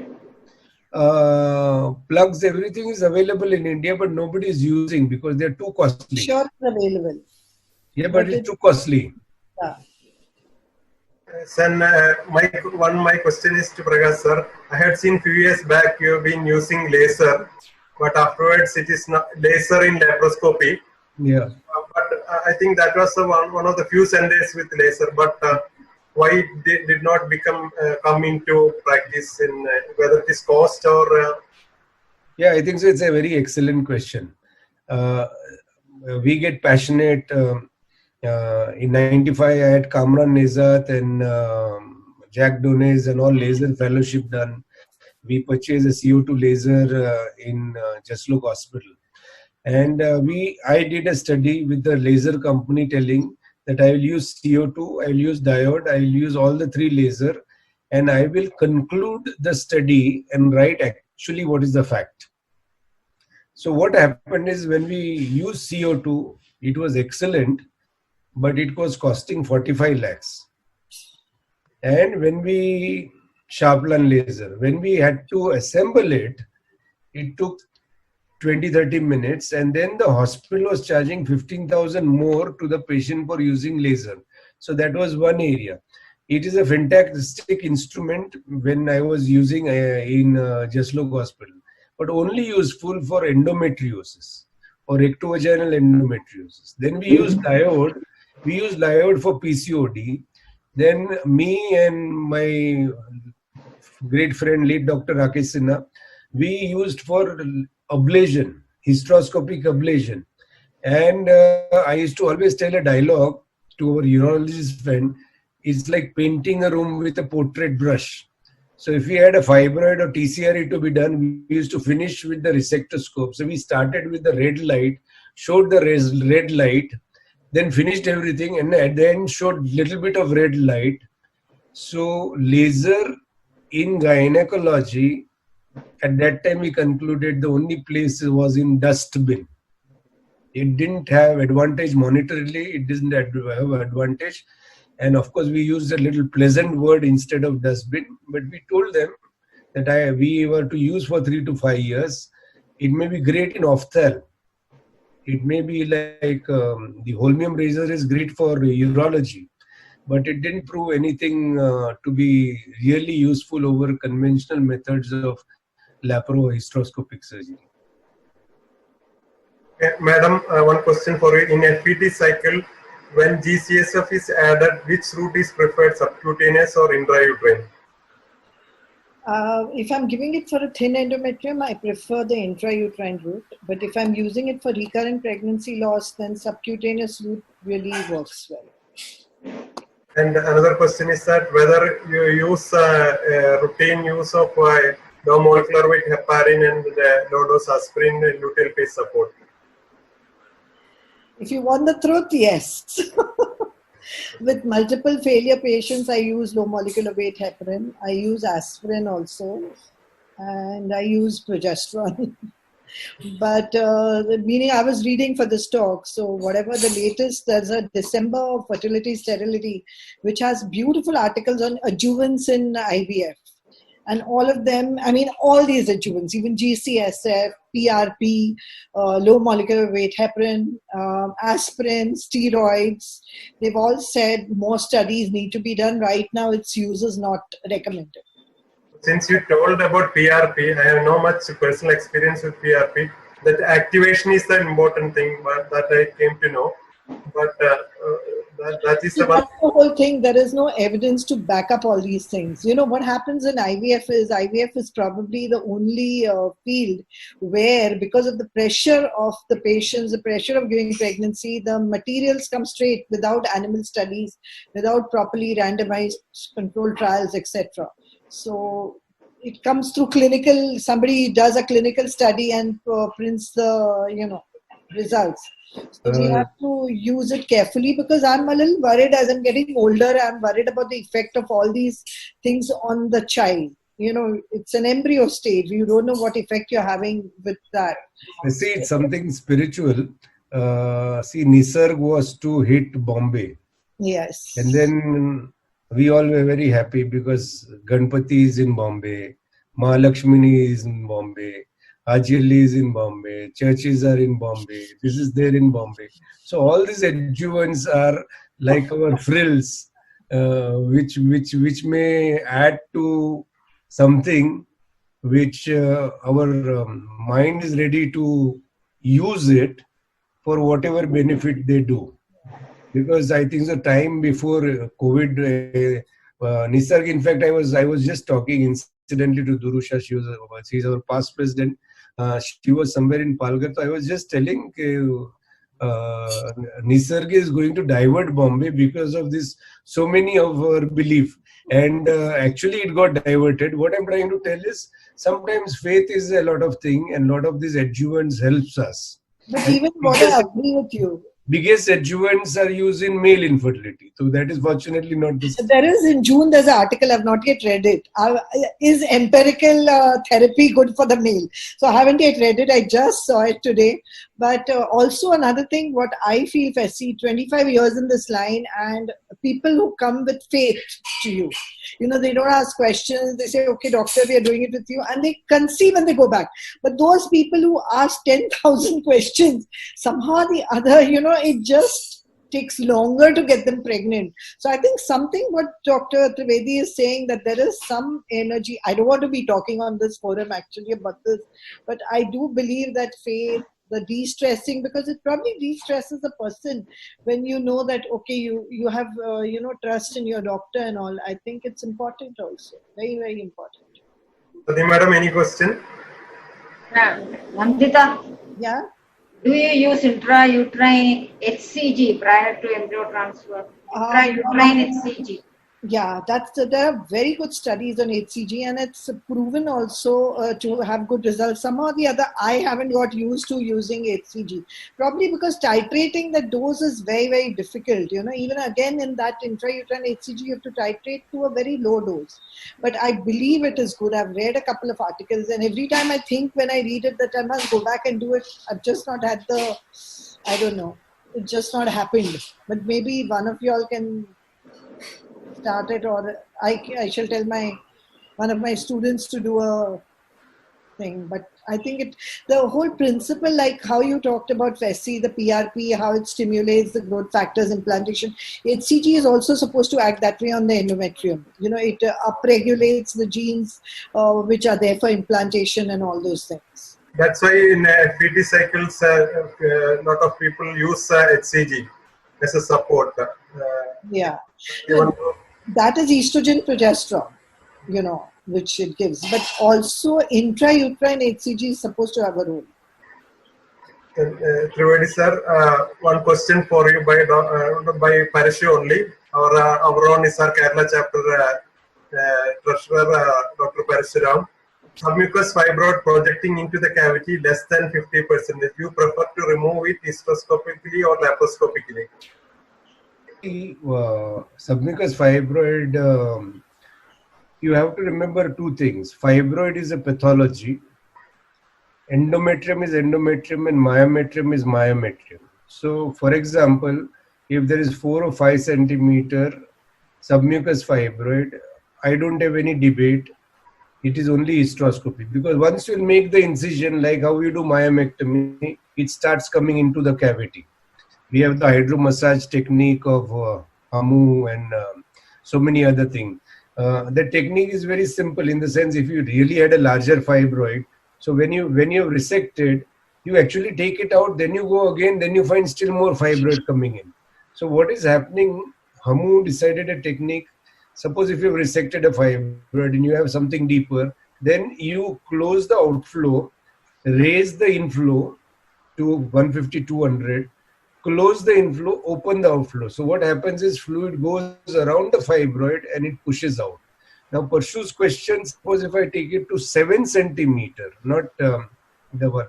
If it is touching cavity and it is touching serosa, 7 centimeter fibroid, first choice is laparoscopic removal, because when you remove laparoscopically, you may not even touch the endometrium. So if it is 7 centimeter laparoscopic myomectomy, even if it is touching the endometrial cavity. But if it is 4 centimeter or so, he told 50% projecting. So 50% projecting, it is easily removed hysteroscopically. I think one more thing, if I can add, Prakash, I think if it's a large fibroid and it can be removed laparoscopically, it's one sitting. Like as he said, that 8 centimeter fibroid, he may require 2 sitting. But if it was less in the cavity, more in the intramural and subserosal part, I think in one sitting, you can just remove that fibroid and finish off with the surgery. Yeah, one You very... need to see where it is. Nandita, you will remember one very interesting thing. Korean has nicely fooled me and given a patient with 16 plus fibroid inside the uterine cavity. Yeah, I remember that. You were chairing that session. Yeah. And Korean told Prakash, don't worry, there is a lot of blood available. So I was thinking, what has blood got to do? I'm worried about glycine. She was 5 gram hemoglobin. And Korean, as you know, he's very smart. So I asked relatively in Tamil, blood checkup ille. So then I asked, blood given. Patient is saying, blood? No blood. So what I did is, you remember I was going with supersonic speed. I told the anesthetist, the moment 900 ml is the deficit, you just tell me, I will stop. And Nandita was chairing the session. And Nandita is telling me, by this time you have already removed 17, 18 fibroids. And there were still more. But she will have much more laparoscopically. Then I told Nandita, I will tell you one important thing afterwards. Because I couldn't tell in front of the crowd that a 5 gram is not an ideal case to be kept for a workshop. And she was witnessing that supersonic speed of doing removal of fibroids. One more question, Dr. Prakash. Yeah. Does GnRH agonist really help to reduce the size of a type 0 fibroid? See, type 0 fibroid, if it is less than 4 centimeter, don't bother about GnRH agonist. GnRH agonist, the role is 2. Suppose if the patient is anemic, and or she wants the surgery to be delayed, and she is a 6 centimeter fibroid, and she is 8 gram hemoglobin, then you will give a depot, then you will build her with FCM, then you will stage a surgery 6 weeks later because the hemoglobin will improve. Obviously, that 6 centimeter fibroid definitely will become 4.5, and also the vascularity will reduce. But depot or tablet, none of this thing will disappear a fibroid. It just changes the size, vascularity, and some consistency. It make it more inoperable if you give 1 or 2 doses of GnRH agonist. What is the personal experience? Is hysteroscopy or lapro you are telling? Both, sir. See, hystero, we have not needed more than usually 1 depot. See, the big problem sometimes we used to face during TCRE time. If we have given depot or something, the bleeding used to get controlled, and patient used to tell, my fibroid has disappeared, I don't have any problem. But I have given depot, usually 1 depot, build the patient, and then take her up for a proper surgery, which usually I have still date not done a 2-stage myomectomy. And Aditya had seen that so many fibroid I had removed on that day. But what I'm trying to tell is, if possible, now if you give 2, when it comes to laparoscopic surgery, to give a depot, all of us are very clear, it is total waste of depot and money, because it will merge all the tissues and you will have automatic degeneration, so you can't do a good myomectomy. Okay. Next question is by Dr. Tulasi. Do you support fertility preservation before cancer therapy? Yes. Obviously. Of course.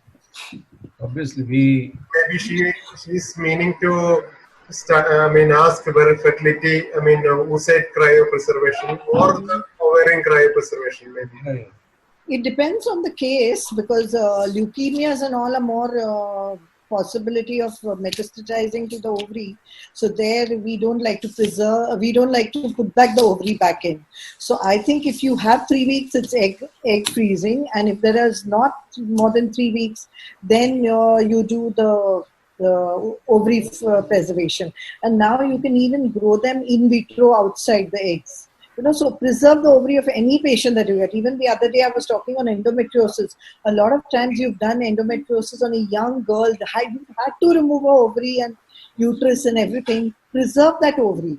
Preserve the ovary of any patient you remove in reproductive age group, even if she has children. I think it gives you HRT, it gives you a lot of things, and there's a lot of future new things that are coming which will make that that ovary helpful to you. Firstly, there are many good laparoscopic surgery where the ovaries are taken away, wherein it doesn't cause any effect of radiation.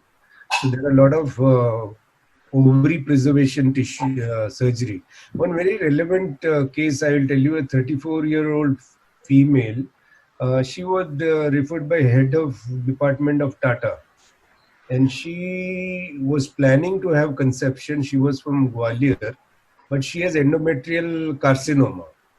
So she told only one place wherein you go. So what we did is we evaluated all the aspects. Then we did our first cycle stimulation. Not that I would boast, but we had 18-20 oocyte. There were 17-18 embryos. Then we did a laparoscopic radical hysterectomy. And we did, that time surrogacy was allowed. We did surrogacy. And 5th December, not the last one, the one before that, she had first surrogacy pregnancy. And now there are so many embryos which are lying. So fertility preserving, cryopreservation and all in cancer is absolutely a reality. Absolute reality. Madam, any questions?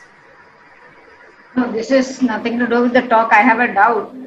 One 31-year-old lady, metabolic syndrome. She has, on DNC, it has been found that she has complex hyperplasia with atypia, infertility. In her, high doses of progesterone. It is fantastic. Use it for 3 months. Do a biopsy again. If she is normal, conceive and then watch her. But if there is atypia in it, what I have done, if there's atypia, what I would do is again give very high doses of progesterone, get the atypia to be normal, make her conceive, and then do the hysterectomy after her fertility is over. I have a couple of patients like that. Will Marina help? Mirena is very good. Mirena is also excellent. But after Mirena, it takes about 6 months to go in for fertility treatment again. So that's why I don't like to use Mirena in the patients where I'm going to do embryo transfer. Dr. Pillai, as you pointed out, we had a case wherein in hysteroscopy we did, and there was cancer, not of very high grade. And then we were thinking and worried. Then she went to one very senior gynecologist. I will not take the name of that person. Everybody knows. And he told, no, you don't worry. You take a higher dose of progesterone. And almost 6 to 9 months, she was on high dose of progesterone. And then probably by default, she came for hysteroscopy again to us. So when we did a hysteroscopy, we were not worried too much about malignancy because things were much better than what we had seen at that time. We took 4-corner targeted biopsy. There was no obvious danger, as you rightly pointed about ATP and all. So sometimes, because the disease is more in the endometrium. So if there is a good impact, if it is not invaded, there is a good progesterone which takes care, then it can be useful and it becomes very life-saving for such a patient.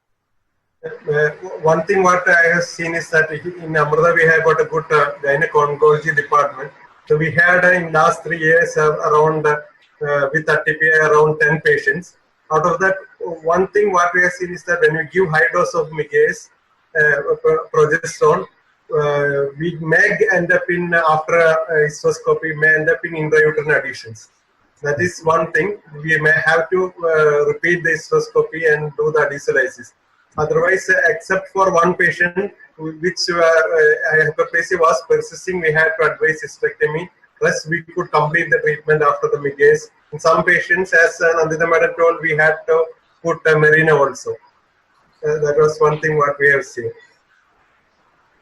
and I think But all these patients know this is conservative surgery till you get them pregnant. Remember that. After that, I think a hysterectomy would be a good idea. All the fertility preservation surgeries which are there in all the cancers like borderline ovarian cancers, etc. Everybody says that once you finish with the reproductive age group, give them the full proper treatment. That is important. So we need to remember that. There is again in AHL, tracheography was done for CA. I think so, Dr. Walvekar's daughter, somebody spoke robotic surgery and all, and then it was re-anastomosis and all. But before we leave, I would remember one thing. Firstly, when ISAR chapter of Kerala was launched, and I landed up into Cochin airport, for the first time when I came in the airport, I suddenly started thinking, okay, what is the program I am supposed to do? Means, is there a talk on endometriosis? Is there, means I totally forgot for what I have landed up in Cochin. So I was just thinking, okay, oh God, what is the hotel? I don't know. What is the program? I don't know. What is my subject? I don't know. And funnily, I was not having a laptop also. So for a little while, I was worried. Then you had arranged some vehicle. So the person told me, yes, sir, we are taking to this place. So I couldn't ask him, what is the program? So then I told who had told. So then I quietly called Fessy. So Fessy, how are you? How are things going on? He said, no, sir, we are waiting. You and Reshma, madam, are going to come and launch the ISAR chapter. But first time in my life, I felt I reached to an airport and suddenly I thought, what am I supposed to do in Cochin? I visit so many times, so that visiting Cochin is very free. If time allows, we have got 2-3 questions more. Can you take that? Yeah, we can finish. Okay. What is the one Dr. Nirja has asked? What is the role of altered prolactin metabolism in luteal phase deficiency? Nandita. Yeah, I think prolactin is a very important molecule and it needs to be normalized because prolactin hyperprolactinemia could lead to abortions. So I would prefer that the prolactin level is normal. Also in my cases, even if there's galactoria and normal prolactin level, I put them on a small dose of bromorgocriptine or cabergoline. And in fact, I like to continue it in the first trimester to keep it normal if this patient has. Another thing which you must remember is microadenomas. If your patient has microadenomas and she gets pregnant, they can increase in size. So you really have to control that prolactin level and you have to monitor it with an endocrinologist, which is what I do. But that has to be controlled because it shouldn't become a macroadenoma in pregnancy.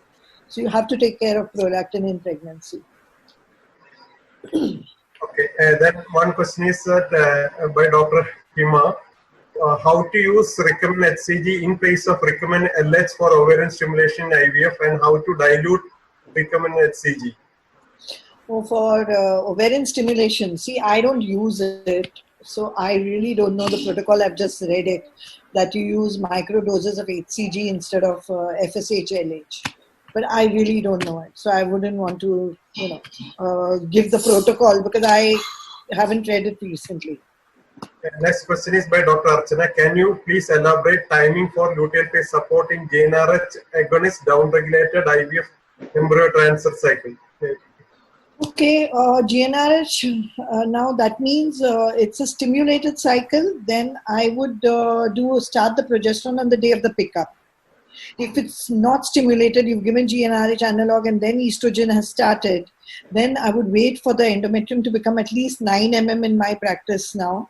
And I start the progesterone, and that day of the progesterone would be day 0, the day I start. And day 3, I would transfer a day 3 embryo. Day 5, I would transfer a day 5 embryo. Okay, next question is by Dr. Shakina. Your comment on treatment of hydrosalpingus before IVF, which is the preferred method, laparoscopic tubal occlusion or salpingectomy? So we give the answer. First choice is if it is a proper laparoscopic salpingectomy, it's better. Now, lots of people are worried that the ovarian reserve is affected. If you are flushed to the tube, the ovarian reserve is affected because of the inflammation of the hydrosalpinx and the ovary. So it is primarily affected because of disease, not because of surgery. Older time we used to do a linear drainage. I am talking about 90s, we used to do a linear drainage because sometimes you have not taken the consent. Nowadays we have already taken a consent that if there is a need to improve your fertility, we will be doing. And extremely rarely I do clipping, because personally I feel clipping is very rarely needed, and quite often I've seen many people clipping a tube which is already narrow. So there is no hydrosalpinx, but it is a non-patent tube. And also sometimes if you clip the tube, maybe, I've opened up the hydrosalpinx also, the space, just to drain out the fluid, Madam, if no other questions, already we are 7:45, and this Saturday evening, I think we have a good number of registrations, even being in Saturday evening. Even after the people have started their practice, most of the, except for the few cities in Kerala, I think the OPs have been started. So I think one more question in that context is that how to control COVID-19 in IVF laboratory, which precaution is most important, by Dr. Neelam Kutte? I think so. We have a proper suggestion, recommendation, which was drafted by ISAR, IFS, ACE, where plenty of people were there. A lot of past presidents of ISAR, the office bearers of ISAR. It is already there on your website, and the ACE embryology team and the IFS team, all of us have put together, visit the ISAR website. Everything is written there about what you should do, how you should do, and all. In addition to that, if you have any question, you can send it to FESI or Madam Jati Pillai or Kedar Gangla, or to us directly. We will get it sorted out. But it is very well drafted and written. Regarding the IVF laboratory, they are specifically asking, because right now there is no concrete data whether who said. Can I just interrupt here? FESI, there's no data whether the latest report which has come on the sperms is that it is not there in the sperm sample. We know that it is, there are no receptors on the egg, but on the embryo there are receptors. So what has been suggested is that you keep washing the embryo. And the main thing what I would just like to add is the problem of infecting that doesn't come from the patient. It comes from your embryologist. So you have to try your staff very well. See that they are not infected, because they might infect your follicular fluid, your embryos, etc. And multiple washing of your gametes will take off all the COVID. Have a separate container for freezing of embryos during this period. That's all. I think those are the salient features that you need to do. And of course, what Dr. Trivedi has said, we have really put in a lot of effort in creating these guidelines. So I think it might be worth going online and checking it also. First, one very important thing. What happened is, Nandita is there and I am there. And both of us, in spite of our speciality, we are always happy to have obstetrics. And you will not believe, after first 2 days, actually our hospital didn't stop anything. Means we had to do Caesar for post-myomectomy, Caesar for IVF patient. We had a spina bifida mid-trimester abortion. We have right now hemivertebra patient who is having. There were some increase in abortions. We had 6-7 patients who told for laparoscopic surgery that we do COVID before, we do COVID after. We have found a method of how to do laparoscopic surgery. So not that many laparoscopic surgery, but we had almost 5 hysterectomies. We had yesterday one cancer surgery. We had today one appendix which was waiting, and shockingly, that appendix was having appendix cyst and an ectopic. So that was done, and our consulting from evening is shifted to daytime. So what I'm trying to give an idea is, if you have a center which was doing more than one activity, you have actually closed anything. But say, for example, you were at key and lock IVF center, wherein you come in IVF and go away, then that restarting, again, a lot of that restarting part, lots of things are written. And it's good as usual. Kerala has started, people in Bombay has started. And most important statement, which is very philosophical. In last 3 months, we had 3,20,000 deaths due to COVID in the world. We had 3,45,000 deaths because of influenza in the world. We had 3,70,000 deaths due to malaria in the world. We had 5 lakh plus deaths because of smoking. We had 3,53,000 deaths because of suicide. We had 8 lakh deaths because of alcohol. And we had 11 lakh deaths in these 3 months in the world because of cancer. So we have to understand that COVID has brought awareness into us on how we change our lifestyle, how we improve our day-to-day practice. But if you see in a pragmatic fashion, it is in the lower, whereas the first epidemic had killed billions of people in 1919. So I think so it's time that we take COVID as part of life and start working from safety point of view. Again, if you want to go into details of COVID in ISAR e-conference, I had a 30-minute talk focused totally on COVID and Corona. So I think so you can have a lot of details. One last question. When would we consider diagnostic hysteroscopy after how many failed cycles?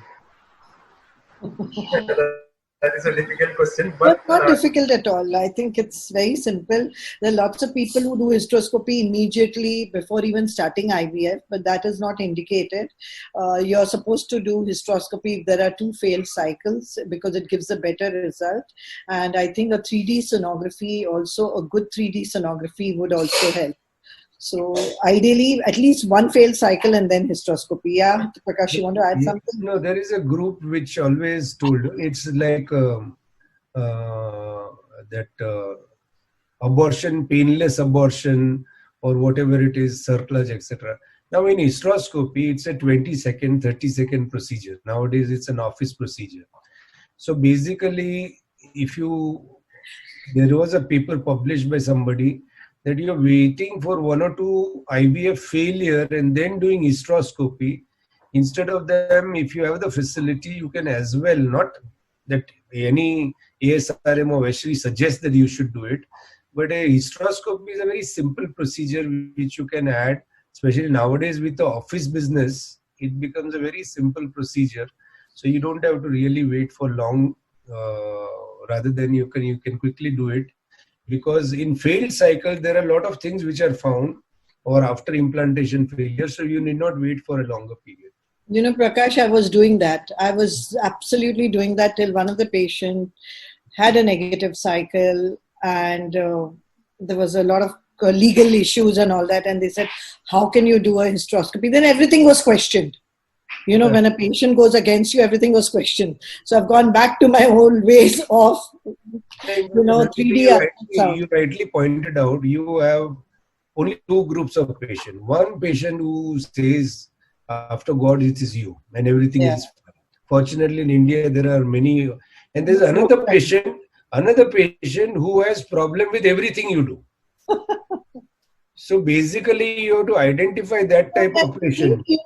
Our colleagues also give them feedback. That's what we need to do. We need to protect each other. Like I have done NICS on one patient, and both the embryos. NICS is non-invasive chromosome screening. Both the embryos abnormal. She's 42-year-old. NICS, the concordance is about 80 to 85% now. But now if she goes to my colleague and asks for her opinion, the colleague is going to say, what shit is this technique? It doesn't have any success. It is not done. 80 units in the world are doing it. So when I was counseling her today, Trivedi, what I talked to her, I said, listen, this is 80-85% correct. But yes, we can biopsy these embryos. We've not touched them. And we can do invasive testing also of the embryos if you want. But it is 80-85% accurate. See, we tend to do defensive medicine because of this problem also. So I think we have to live and let live and just, unless there's some gross. Yeah, but Nandita, the bigger message is lots of us, very often, people come and tell, कि अरे sir, ऐसे हुआ, ऐसे हुआ. The patient also comes with a plan that you will like to say. So I tell, no, every doctor is different. They have, Yes. every doctor they do in their own fashion. Now, it is not anything like computer control or delete. So I always tell, okay, let's talk about what we want to do next. Because this is the same patient who wants you to tell something. Yeah. And then immediately, a classical example you have, Fessy, 2 minutes, I'll tell you one beautiful example. When I was consulting in my so-called garage, I used to consult till 2 o'clock. And I had a patient of two previous cesarean section who was going to Switzerland.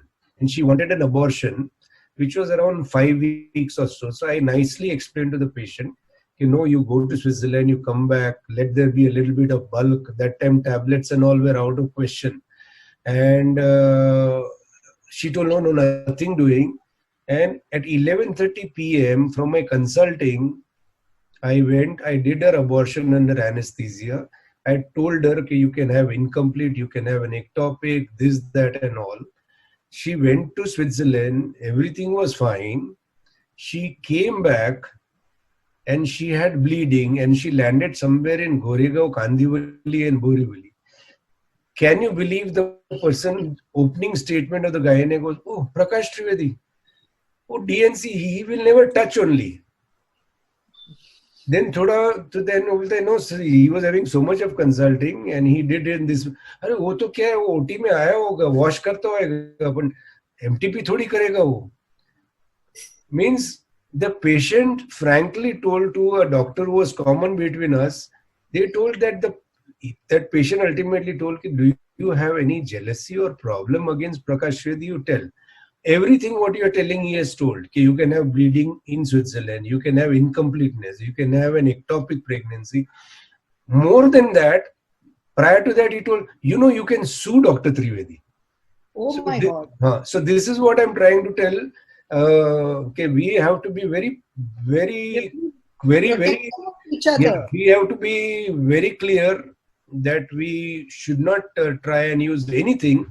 Because even slightest slang also, patient picks up very fast. So we have to be protective of everybody and respect each practitioner. I think with this, madam, can we conclude the session? Because being Saturday evening with so many doctors logged in, and we have the expert opinion and opinion from the heart from our president, Progestrones sir, and incoming president, Nandita madam. I think over to you, madam, for concluding remarks. First of all, thank you. It was such a pleasure to be with you. Thanks, Fessy, Sati madam. And I am aware that Nandita was having another webinar also, but she loves this webinar in Kerala and infertility and IVF. So she saw to it that she's there. Sati madam. Thank you, Nandita and Prakash, for your wonderful talk. You have cleared a lot of doubts of a lot of people, and it was very informative. Both the talks were very informative. And regarding one last comment regarding the hysteroscopy, some authors say that luteal scratch before embryo transfer will help implantation. So, don't you think a hysteroscopy in the luteal phase of the previous cycle will help implantation? That is a very good point. There is a very recent article which is published that the scratch in the follicular phase of that FET, on day 4 or 5, when your bleeding reduces and you do a scratch, it's good. So I give the same explanation like endometrial scratch, but even endometrial scratch has been recommended after failure of IVF. So we have to take everything with a pinch of salt. But again, what exactly do you do in a scratch? Because somebody does scratch anterior wall, somebody does 3 wall. Again, lot of differences. Yeah. But there is no doubt that trauma brings regenerative facility and it can be useful for embryo acceptance. That's the point. Regenerative. Also, we are thankful for Integra people for organizing this and also Bharat Serum for all the support for this first webinar of Kerala chapter of ISAR. Thank you, sir, and thank you, madam. Thank you, Pilla madam, for moderating this and giving the guidance for this wonderful webinar. Thank you. Thank you, all of you. Thank you all. Bye. Bye. Stay safe. Bye. Bye, Okay. Sati. Bye, Fesi. Bye, Trivedi. Bye.